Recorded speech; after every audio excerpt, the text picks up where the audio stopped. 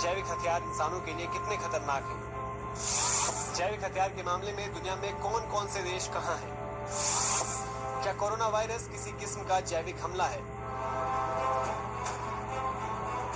इन सब सवालों का जवाब अब आपको अपने खास शो में देने वाले हैं। आपको आज बताने वाले हैं कि भविष्य में कौन से देश इससे निपटने के लिए कितनी तैयारी रखते हैं। एक तरफ अमेरिका इस संक्रमण के लिए चीन को कटघरे में खड़ा करने में लगा है, तो दूसरी तरफ चीन कई बार कह चुका है कि चीन में यह वायरस अमेरिकी सेना के जरिए पहुंचा। लेकिन एक बात तो साफ हो चुकी है और कोरोना के शुरुआती दौर से ही चीन का साथ देने वाले WHO ने भी मान लिया है कि कोरोना वायरस चीन के ही लैब से फैला था।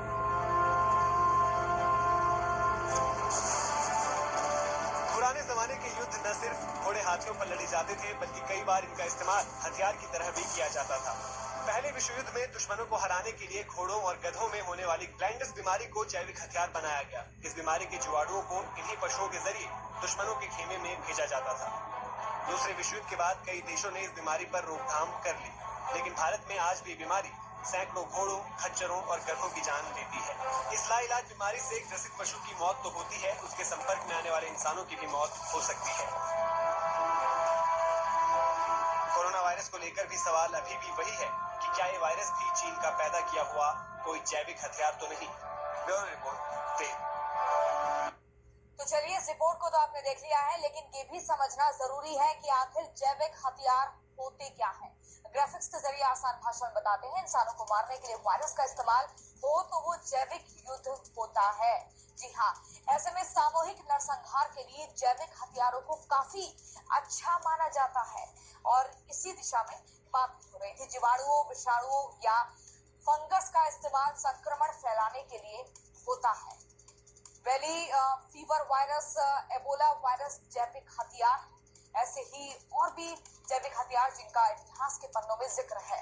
मारबर्ग जापानी एन्सेफलाइटिस वायरस और माचुपो भी जैविक हथियार में गिना जाता है। हथियार के तौर पर येलो फीवर और वेरी ओला वायरस का इस्तेमाल भी किया गया है। तो ऐसे में 20वीं सदी में संक्रामक बीमारियों से 50 करोड़ से ज्यादा मौतें हुई हैं। ये आंकड़ा आप देखिए, 50 करोड़ से भी ज्यादा।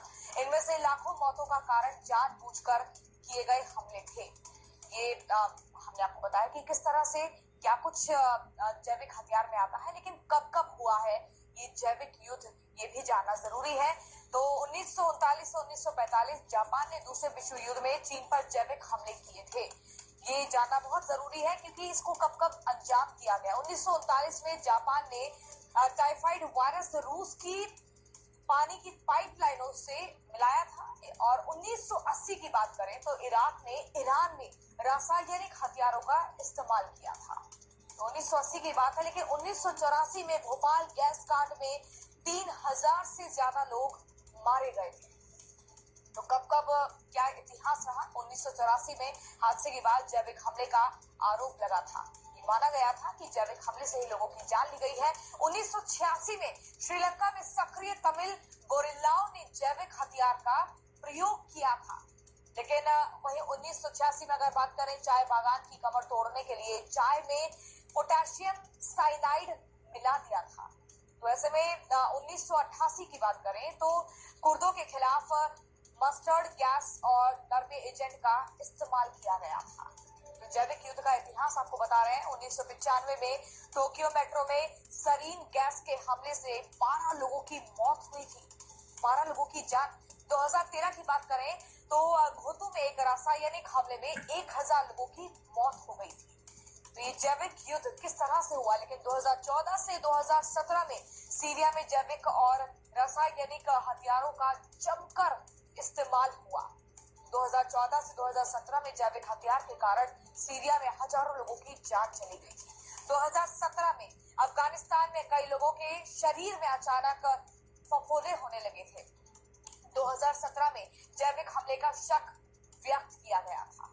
तो ये हमने आपको पूरे इतिहास के पन्नों को पलटते हुए सिलसिलेवार तरीके से साल दर साल का इतिहास बताया। लेकिन जैविक हथियार को लेकर चीन की साजिश की जड़ें कितनी गहरी हैं, इसका अंदाजा आप इस बात से लगा सकते हैं कि पाकिस्तान के जरिए वो न सिर्फ हिंदुस्तान को बर्बाद करना चाहता है, बल्कि अमेरिका और यूरोपीय देश भी उसके निशाने पर है। चौंकाने वाली खबर यह है कि चीन कोविड-19 जैसे और खतरनाक वायरस बनाने की फिराक में है। इस बार भी यह काम चीन की वुहान लैब ही करेगी, लेकिन उसका पता पाकिस्तान में होगा। चीन फिर कोविड-19 की तरह तैयार कर रहा है अदृश्य राक्षस। कोविड-19 पर घिरे चीन ने इस बार की है बड़ी चालाकी। खुद को बचाने के लिए चीन ने पाकिस्तान में अदृश्य राक्षस को तैयार करने की रची साजिश। पाकिस्तान के कंधे पर बंदूक रखकर चीन ने की अपने दुश्मनों पर चुन चुन कर निशाना लगाने की तैयारी। चीन के निशाने पर भारत और अमेरिका सहित कई यूरोपीय देश। सबसे बड़ी साजिश के खुलासे से दुनिया में हड़कंप। चीन और पाकिस्तान की विश्वसनीयता हुई और कम। आतंक को पाल पोस कर दुनिया में खूनी खेल खेलने वाला पाकिस्तान अब खतरनाक वायरस से दुनिया को तबाह करने की फिराक में है। पाकिस्तान को तबाही का ये नया हथियार कोई और नहीं, चीन मुहैया करा रहा है। वही चीन जिसके यहाँ से निकला कोरोना वायरस लाखों लोगों की जान ले चुका है और 1.5 करोड़ से ज्यादा लोगों को बीमार कर चुका है। कोरोना वायरस से हुई तबाही के लिए जिम्मेदार ठहराए जा रहे चीन ने अब पाकिस्तान के साथ मिलकर भारत और पश्चिमी देशों में बर्बादी का नया प्लान तैयार किया है। एक रिपोर्ट के मुताबिक चीन ने पाकिस्तान की सेना के साथ जैविक हथियारों को लेकर गोपनीय डील की है। दोनों देशों ने इसके लिए 3 साल की सीक्रेट डील की है। ये दावा एक रिपोर्ट में किया गया है। रिपोर्ट में कहा गया है कि इस साजिश के तहत एंथ्रेक्स जैसे खतरनाक वायरस का काम किया जाना है। ये रिपोर्ट क्लाजोन नाम की यूनिट ने खुफिया सूत्रों के हवाले से दी है। सिक्योरिटी एक्सपर्ट एंथनी क्लान ने इस पर आर्टिकल लिखा है। रिपोर्ट के मुताबिक वुहान के जिस लैब से कोरोना वायरस के निकलने का दावा अमेरिका कर रहा है, उसने पाकिस्तान के साथ मिलकर जैविक युद्ध की तैयारी की साजिश रचना शुरू कर दिया है। चीन के निशाने पर भारत और अमेरिका के अलावा पश्चिमी देश हैं। इन देशों को संक्रामक बीमारियों से निशाना बनाने का प्लान है।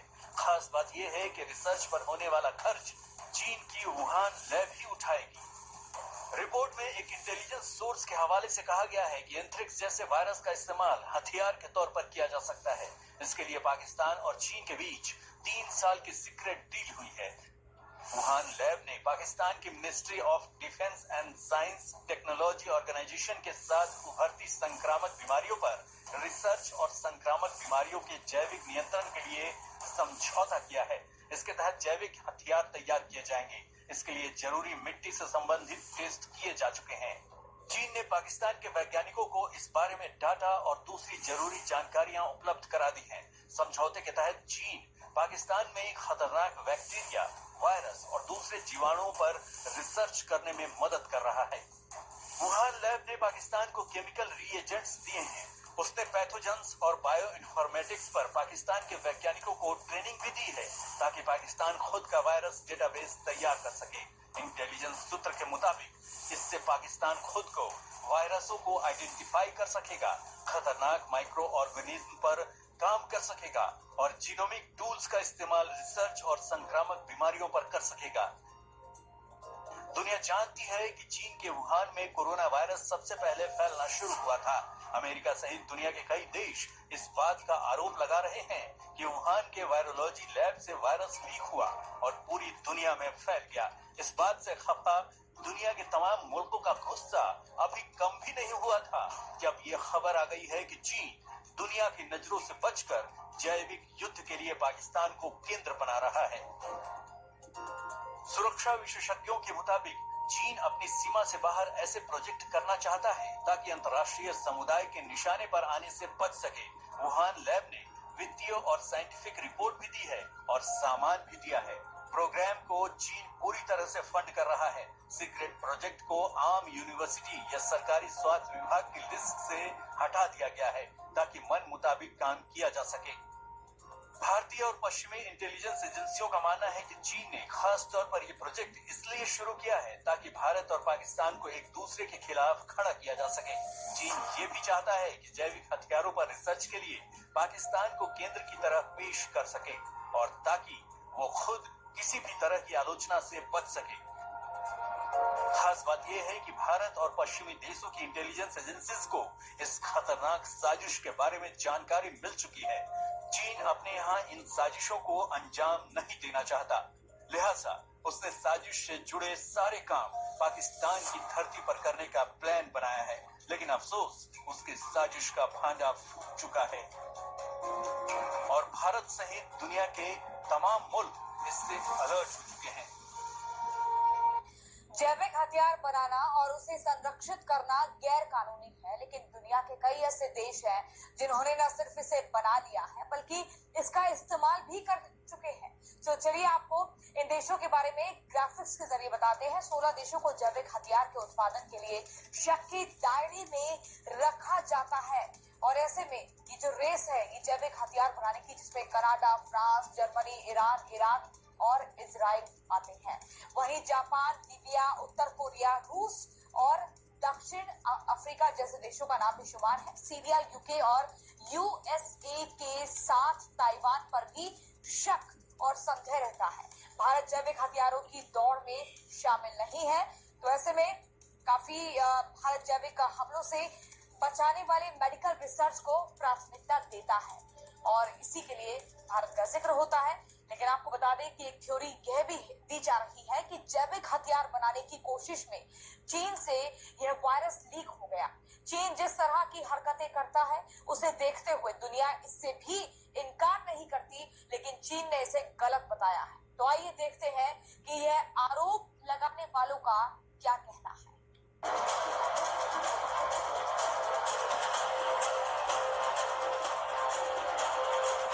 क्या कोरोना वायरस चीन के वुहान की जैविक हथियार बनाने वाली लैब से लीक हुआ?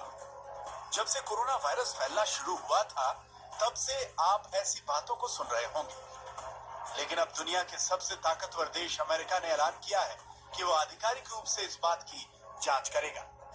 अमेरिकी मीडिया ने कुछ डिप्लोमेटिक केबल्स यानी सीक्रेट दस्तावेजों की जांच के बाद ये दावा किया है कि वुहान में मौजूद एक वायरोलॉजी लैब का कोरोना वायरस से गहरा कनेक्शन हो सकता है।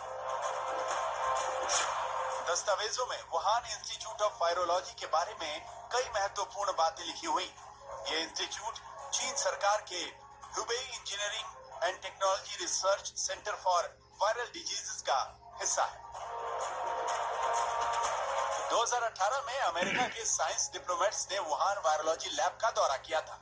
अमेरिकी कूटनीतिज्ञों ने वुहान वायरोलॉजी इंस्टीट्यूट की लैब की ढीली सुरक्षा व्यवस्था को रिपोर्ट किया था और ये भी कहा था कि लैब में चमगादड़ों पर हो रहा रिसर्च खतरनाक साबित हो सकता है। फिर 2019 के आखिर में कोरोना वायरस फैलना शुरू हुआ और अब 2020 में अमेरिका के यही दस्तावेज कोरोना वायरस के फैलने पर हो रही जांच का बड़ा हिस्सा है।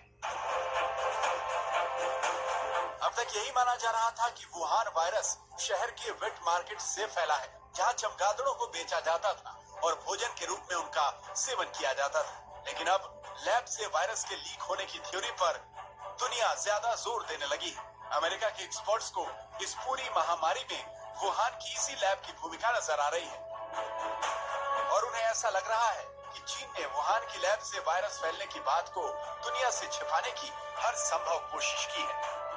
अमेरिका के दस्तावेज में एक नाम शी जेंगली का भी है, जो चीन की वायरोलॉजिस्ट है और जिसे बैट वुमन कहा जाता है, क्योंकि उन्होंने चमगादड़ों पर गहरा रिसर्च और फील्ड वर्क किया है। दस्तावेजों के मुताबिक इस वैज्ञानिक ने पूरी सावधानी बरते बिना काम किया। यहाँ ध्यान देने वाली बात यह है कि शी जिंगली की टीम ने पहली बार फरवरी में दुनिया को ये बताया था कि यह महामारी चमगादड़ से निकले कोरोना वायरस की वजह से फैली है। पूरी दुनिया कोरोना वायरस से लड़ रही है। ऐसे में अमेरिकी दस्तावेजों से हुए खुलासे चीन पर बहुत बड़े सवाल उठा रहे हैं। सवाल यह है कि क्या चीन ने पूरी दुनिया को इस मुसीबत में जानबूझकर झोंका है और क्या चीन के झूठ को दुनिया कभी पूरी तरह डिकोड कर पाएगी? तो हमारी इस खास पेशकश में फिलहाल इतना ही। देश और दुनिया की तमाम खबरों के लिए आप देखते रहिए तेज।